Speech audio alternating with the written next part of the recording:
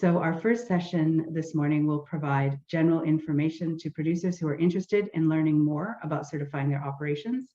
It will provide an overview of the Canada Organic Standards, general management principles, prohibited substances, certification requirements, labeling and seal usage, and more as it relates to organic vegetable production. So I would like to welcome Nicole Boudreau.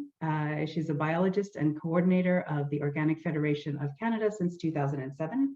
She manages the review and interpretation of the Canadian Organic Standard and the Organic Science Cluster 3 project, moving on to 4, which includes 27 research activities in organic agriculture across Canada. Her motivation to make organic agriculture easy to understand and apply. Phew, thank you, Nicole, for being here. Over to you.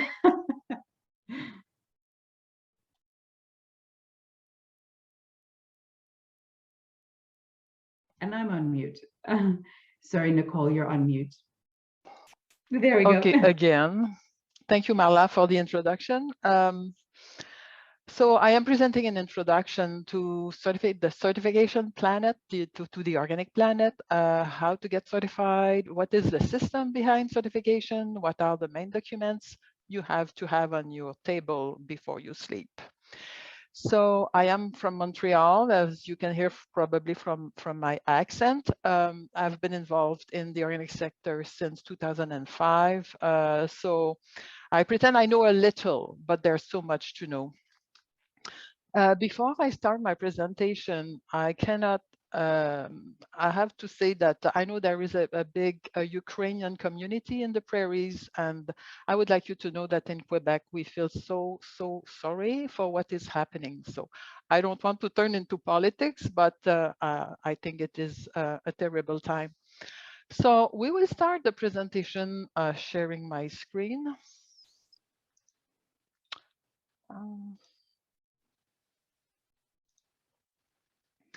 So today I decided to do the presentation using the organic website of the Organic Federation of Canada, because you will hear a lot of information that maybe you're not aware of, and so you will know where to go to refer to if you want to see, if you want to check back what you heard and get access to some of the documents that we are sharing. So the first thing you have to know is that organic is regulated. There are brands that you can, there are claims that you can read on labels such as natural. Natural is not regulated. Everybody can put natural on the label. For organic, it is different. It is regulated. So we will first see the regulatory background that drives organic certification and organic labeling. So we are on the website. So you have a submenu here. So I'm going to Organic Canada, where you can find a lot of information about the regulatory system. So under this page, we have collected all the a lot of information that you can use when you want to be certified and to know everything all the information that you need. So we will start with the Canada Organic Regime Operating Manual. So the Canada in Canada there is what is called the Canada Organic Regime. It is managed by the Canadian Food Inspection Agency. So the Canadian Food Inspection Agency has created a page on its website that you can see now that is called Organic Products. So we will surf rapidly over this page, but the first thing I would like you to see is that organic is regulated under the regulation that is called the Safe Food for Canadians regulation. Maybe you heard that name. So this inside this huge regulation, there is a part that is part 13 here called organic products. So um, we won't read this. I just want you to visualize where the laws and the regulations are. It helps you understand the seriousness of organic business. And in this section, organic products, it details the rules that are to be applied when certification is conducted on operations. And it also references the Canadian organic standards as the reference, the ultimate applicable standards for operators who want to be certified.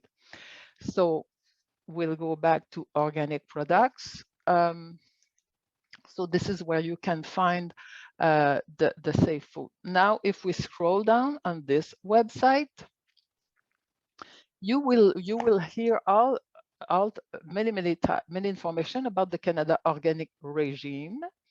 I think what you need to know if you would like to become certified, you know, if a guy comes to your door in a red Cadillac and wanting to sell you an organic certificate, don't buy it. It's more complicated than that. An organic certified operation is certified by a certification body that is accredited by CFIA. So CFIA audits the certification bodies to ensure that they follow the rules, that they certify operators in a correct way, that they really verify that the operator has applied the Canadian organic standards on his or her farm. So if you're looking for a certification body, you have to go on that list, certification bodies providing organic certification services under the Canada Organic Regime. And the full list of certification bodies is here. So if you want, and what is interesting also is that many of these certification bodies, many are in Canada. It's always, I think, better to work with a CB certification body, a CB, that is the acronym that you will see all the time.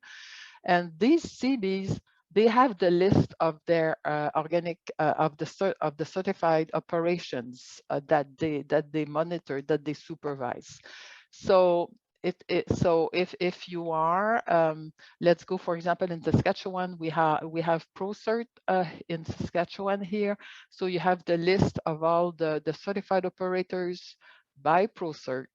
And it is interesting to read because in Quebec, we did a study a few years ago, and we always hear that you will get certified if you know someone who is certified.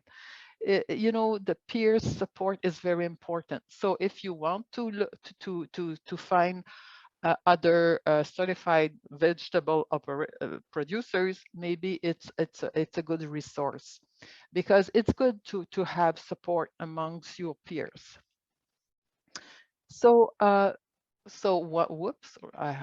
once you, and also when you will decide to get certified, your certification body will have to visit you 1 year before your product is labeled as organic, because they visit you in advance to make sure that you follow the rules and that you are you are taking the good approach. So all of these of the certification world is described in details in the manual of operation of the Canada Organic Regime. So if you want, you can go there. You can read how how the certification bodies are accredited. And you can also read what is more interesting at the operator level, certification of organic product and CB requirements. So they explain how the certification is verified on your operation. you have a visit from a verification officer. It also describes if you have you don't agree with the decision made by a certification body, that there is a way to lodge a complaint or an appeal. So the details about the certification exercise are described there. Another aspect of the Canada Organic regime that I would like to bring to your attention is the equivalency arrangements. So if you are if you want to grow a big business and you would like to export organic vegetable, there are equivalency agreements between Canada and many other jurisdictions, such as Costa Rica, the EU, Japan, Switzerland, Taiwan, United Kingdom, and United States. So it means that if you are a certified operator in Canada, you can export your product to United States with the organic label and with the Canada Organic logo. So it opens the market for your production. The reverse side is that it means that a vegetable producer in United States can export his broccoli in Canada with the organic seal, with the organic label, even the organic logo. And so it is a two-way equivalency. There is a market for organic vegetable. We import a lot more vegetable than we grow. So it is our chance to grow our vegetable production and to reduce import in Canada from other countries. So all of this being said, the Canadian Food Inspection Agency, the scope of their regulation is on the products that are sold between provinces and the products that are imported, exported outside and inside of Canada.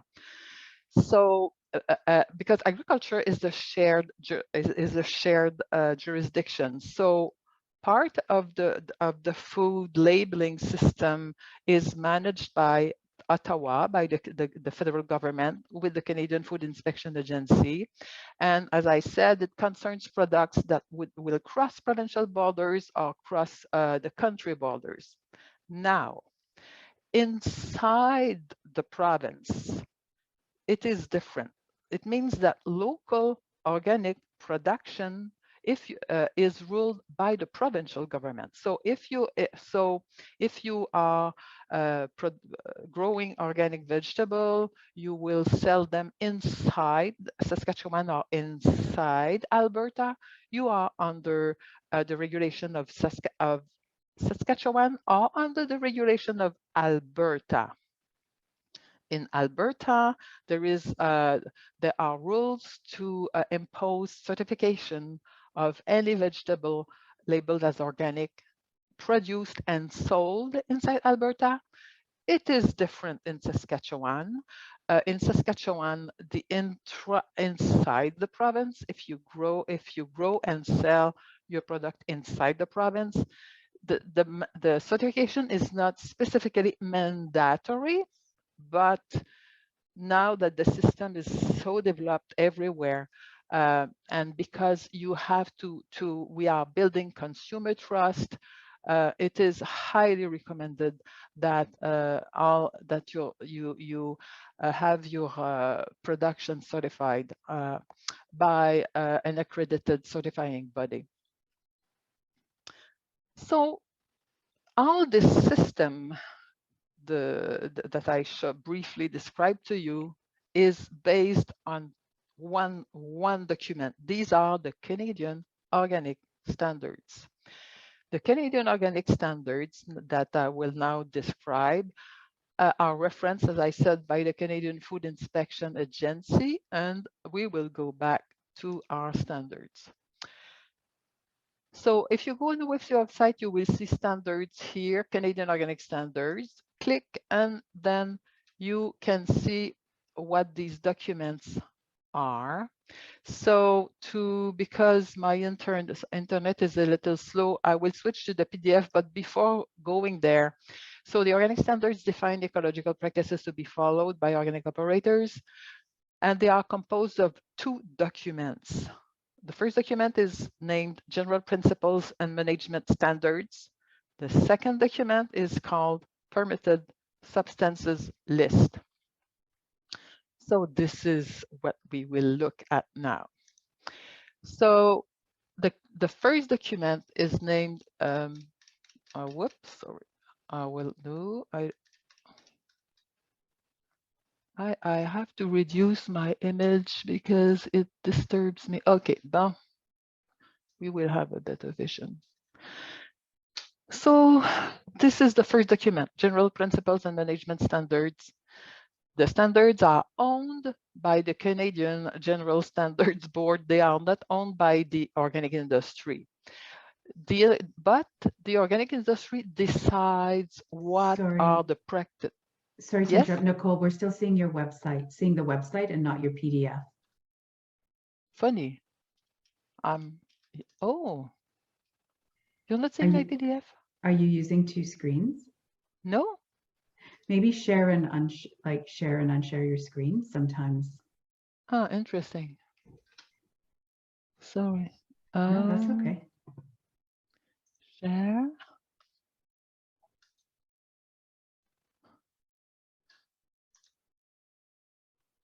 There we go. Perfect. Thank you. No, sorry. So this is the Bible. This is the base of the standards.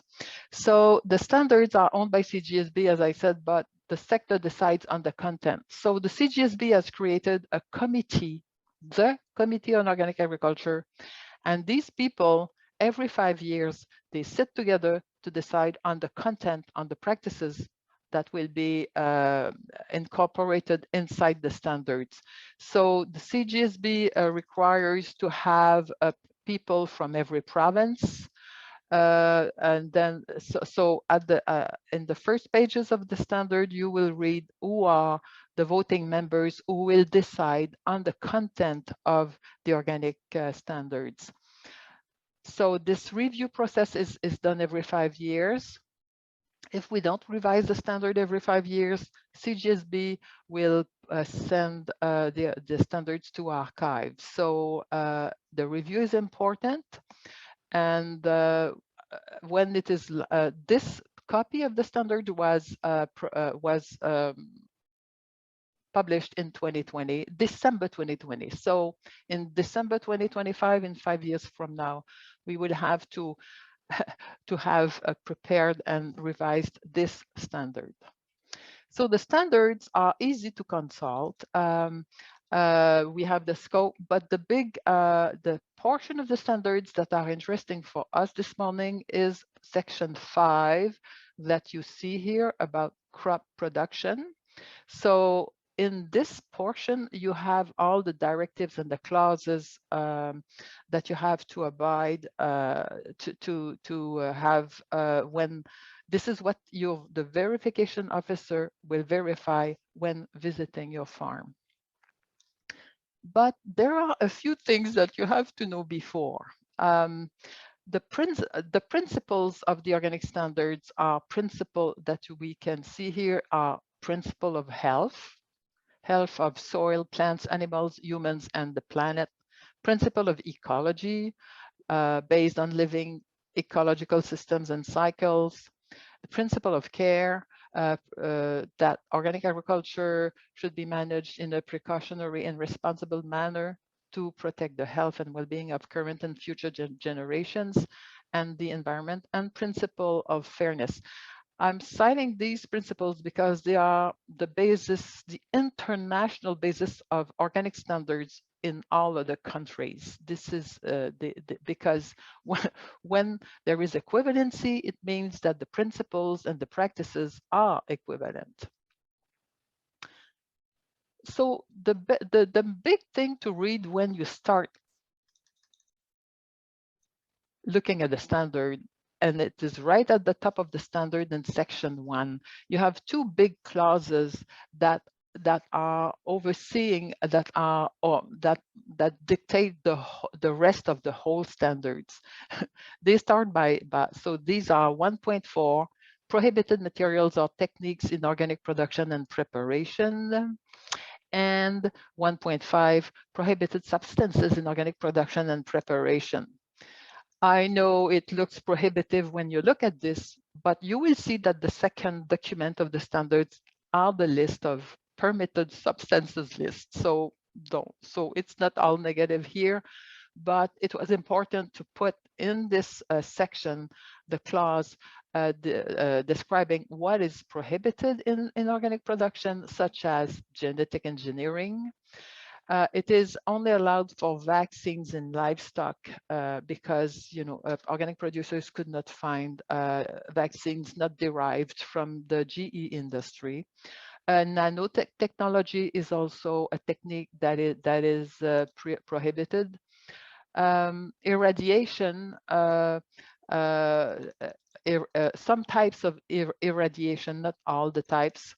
Cloned livestock and its descendants, and equipment, harvest or storage containers, storage facilities, or packaging materials treated with fungicides, preservatives, fumigants, and pesticides. So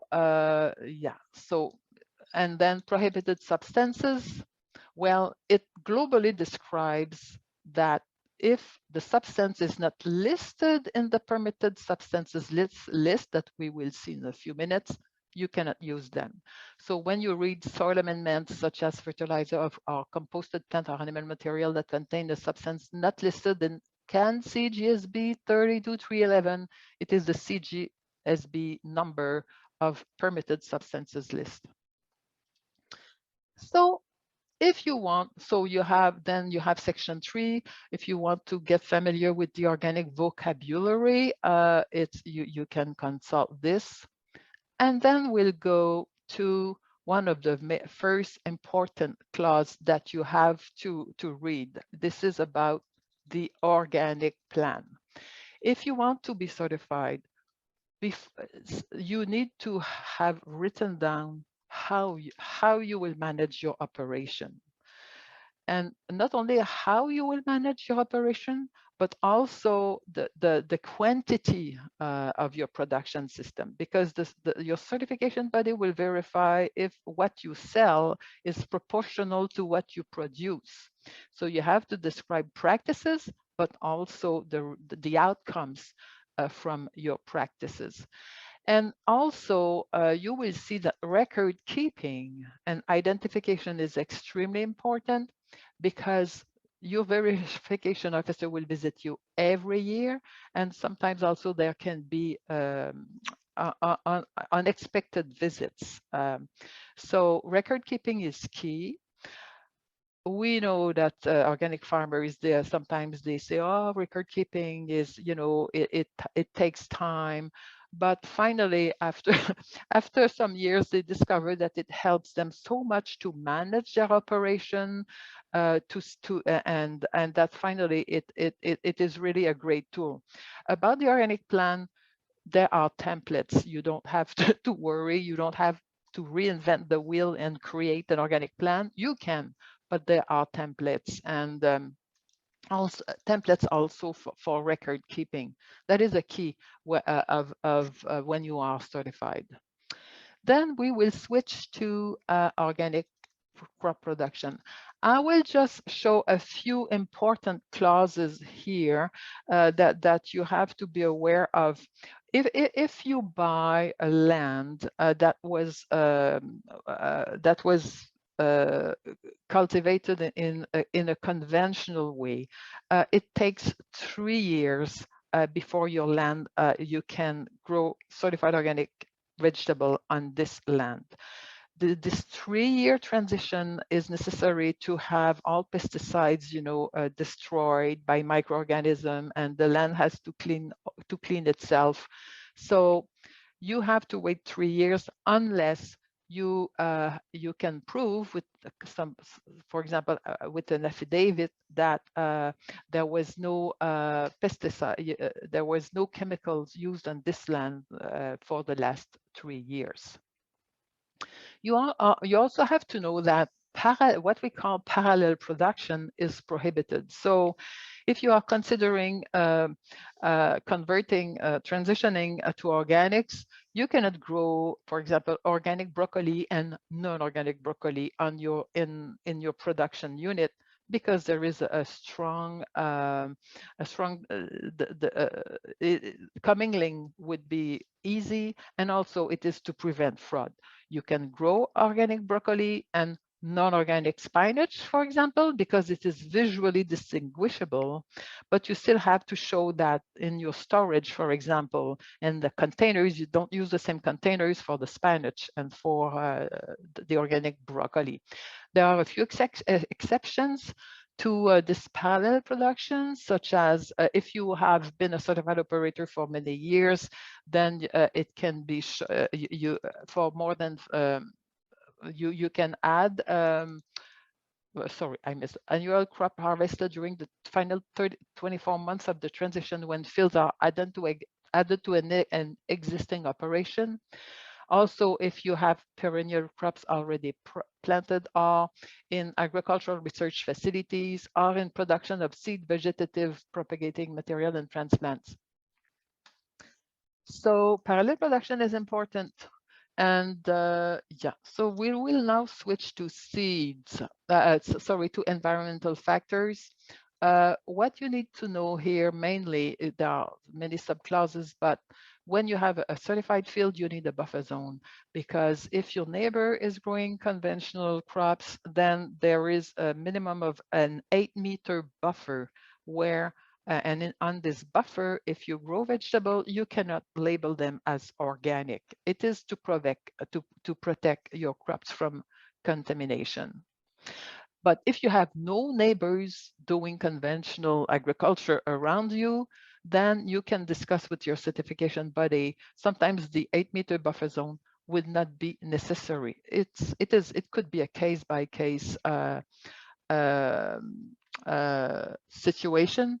It is harder when you grow field crops because, especially in the prairies, cross-pollination with corn, soya, so the buffers are a lot larger.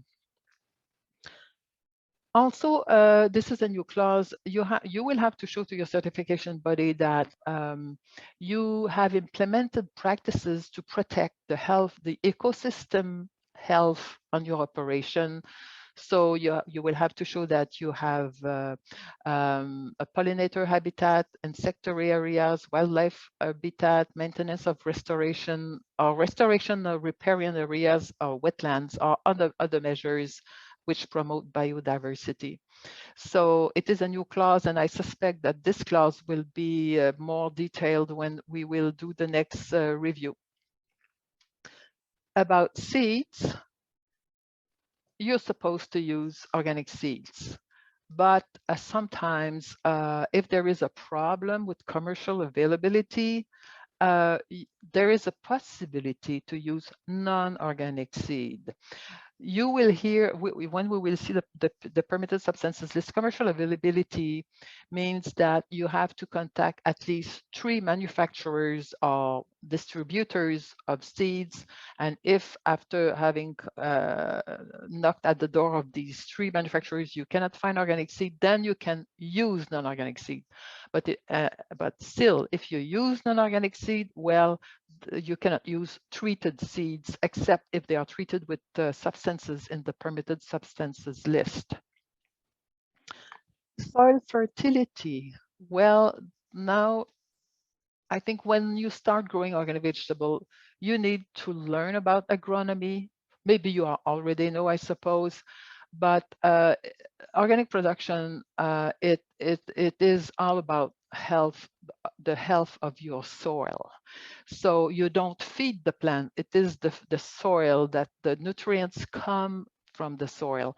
So you have to maintain or increase levels of soil organic matter, promote optimal balance and supply of nutrients, stimulates biological activity within the soil. So soil health matters very, very much. So I think you have other speakers who will talk about soil health, that you can help with rotation, with cover crops, that you can help with amendments such as manure. So you will read the different techniques, agricultural, these are practices more than techniques. And what is also a little challenging when you grow organic is that now, you know, the new mantra is that tillage is bad because it disturbs the microorganism, it disturbs the aggregates in the soil. So it's better to minimize tillage. But how will you control weeds if you do no tillage? It is, from what I read, it still have to be resolved. But we also read that the research shows that very minimal tillage, lightly at the surface, doesn't disturb very much the soil microorganism and the soil structure. But there are still many studies about this. We'll switch to, okay, so you can use manure from a non-organic farm because manure from organic farms is rare, and especially I think in the prairie, but I don't want to do a false statement here. And there are restrictions about how you apply manure. For example, manure, if you spray manure on your field, it has to be at least 90 days before the harvest of the crop that do not come in contact with soil and are intended for human consumption, or manure cannot be used you have to wait at least, incorporate at least 120 days before the harvest of crops that have edible parts that come into direct contact. So it means that if you grow spinach and salad, it is 120 days. If it is carrots, it is inside the soil, so it is the 90-day requirement. The big thing is about management of crop pests, including insects, diseases, and weeds. That is one of the main challenges when you grow organic crops. There are many tools, many practices, such as crop rotation, use of mulch, cover crop may help, mechanical work, but I think agronomic strategy also matters. So, you know, when the weeds would grow. So for example, if you would start seedlings in your greenhouse and you let the weed grow slowly in the spring, and just before transplanting your seedling, you kill the weeds. So there are a lot of methods. This one is very simple, but if in literature will show you many methods to agronomic, would explain to you the agronomic strategies to fight weeds, but you still have access to some control with substances. So we will switch to the second, I hope it will show, the big document that all producers are looking for. Do you see it on my screen? I do, Nicole, and I'm just going to jump in and say you have 5 minutes. Perfect. Permitted substances list. So the list of it is composed of tables. So you have permitted substances list for crop production, permitted substances list for livestock, and for preparation. So obviously, the one we're looking for is permitted substances list for crop production. It is easy to consult. So it is a long list. It runs down on many pages, as you can see, and it is a table with 2 columns. The first column is the list is for soil amendments, and the second column is for production aids. So for each substance, what is interesting is that you have the name of the substance by alphabetical order, and then you have an annotation describing how you can use it. So first one, acetic acid, sources other than petrochemicals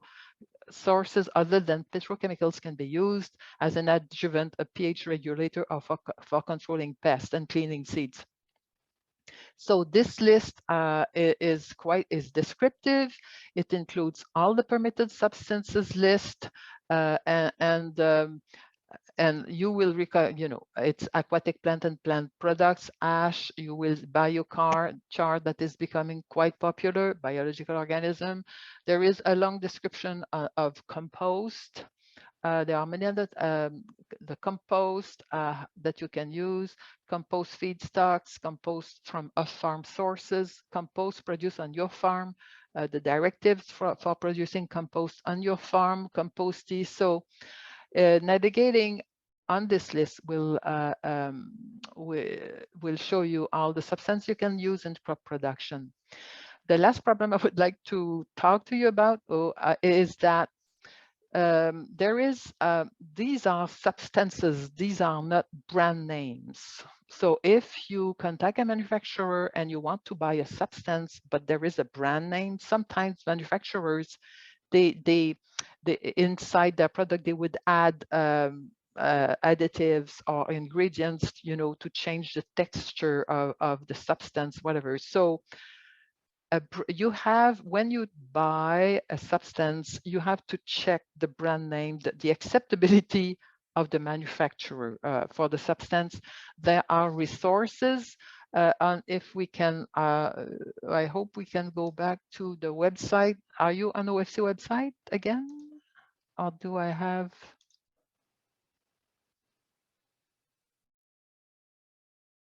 There we go. I will go yeah, back. for sure. Take your time.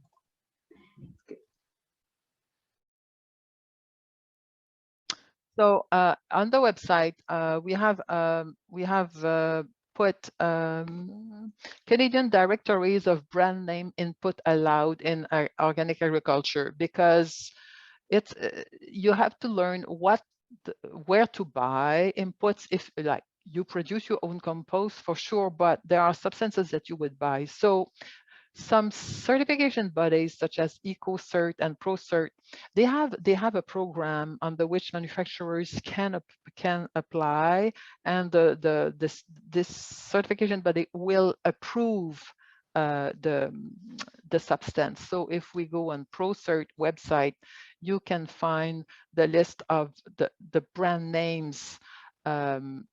Is it opening? So it is a full list of brand names for under which where you can buy the substances you want to use in your certified organic operation. It doesn't cover all the brand names because the manufacturers have to pay. It is a lucrative program. But before you use a brand name, it's better to check with your certification body just to verify that the product that you're buying complies with the organic standards. You have also the directory of OMRI Canada. OMRI is an organization based in the United States. They have been active in the American organic sector for years and decades, and they have started a list for Canada. So, but as I said, it's not a list that includes all the brand names that you can buy for amending your soil or as production aids. So what I would like to add as a conclusion is that vegetable production can be very lucrative. I personally know vegetable growers, they are reaching $1 million a year as business. They have diversified production. So you can have a diversified production. You can grow 20, 30 different vegetables. Or I know other growers who would have, they would grow vegetable, they would have, but they would add some livestock to it. So they use manure from their livestock, and it is a real typical diversified operation. We also see a type of very huge, we call this field vegetable. You have acres of the same vegetable. It requires other types of skills. It is less diversified, but there are some businesses who are based on this type of model. But so far across Canada, from BC to Quebec and PI, it is really the diversified vegetable production that is really successful. And these are very good production models. And as a resource, I hope you see, do you see my website, Feed the People, Change the World? There is a market, a gardener from the province of Quebec. It's not because he is from Quebec, but he built a book, and it is translated in 12 languages because he created a model where you can have 2 acres of land, grow vegetable, and still earn a very good living. So it is the Market Gardener Institute. I know there are a lot of other references I don't want to show. I am just showing this to you as an example because it is a model that is becoming extremely popular across the world. So you can also refer to COG, Canadian Organic Growers. They have a lot of documentation about organic vegetable production. Yeah. Do we still have time? Are there questions? Absolutely. There's a couple of questions, or maybe and a comment. So there was just one technical question. Organic grain farmers need to contact 2 sources of organic seed to meet the standards, and you mentioned 3. Maybe I don't want to. Maybe this is an internal certification body process.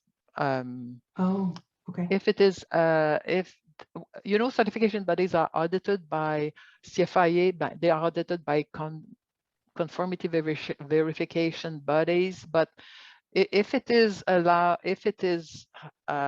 allowed when they are accredited, that's fine. I cannot comment on that. I'm sorry. No, that's good. That's good to know. Yeah, no, thank you for that, Nicole. And then there's a comment. And it's a comment on tillage. Very much agreed with Nicole that 0 or reduced tillage is a good way to go in many cases, especially in Western Canada, but it's over tillage, also known as recreational tillage, that is the real problem.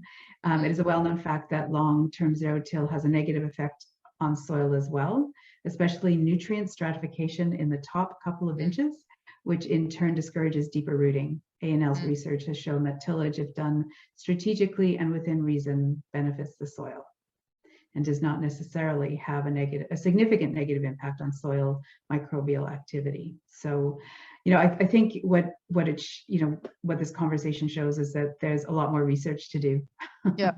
Right. You know, and I always think that, you know, in organics in particular, we have this, you know, the amazing science cluster program going into the fourth iteration, but there is still so much that that we don't know, or that we may know on our own farms, but don't have the research to verify it. So so that was the last. Well, that was the question and the comment, Nicole. So I just want to say thank you again. It was I always find, because standards, to be honest, can be dry, but I always find, I'll just be straight, it's like not wanting to do paperwork. But it is, you always make it really interesting and easy to understand and connect to the different aspects of, the program itself. So I really appreciate that. And, I also say that, certification largely is for trust lost in our food system, right? So we have a regulation, we have third-party verification, and everybody is checked along the way annually, right? And that is the strength of that organic seal. So I think as people are wanting to learn more about their food and how it's produced, that's when I feel the organic certification, for all of those reasons, comes into its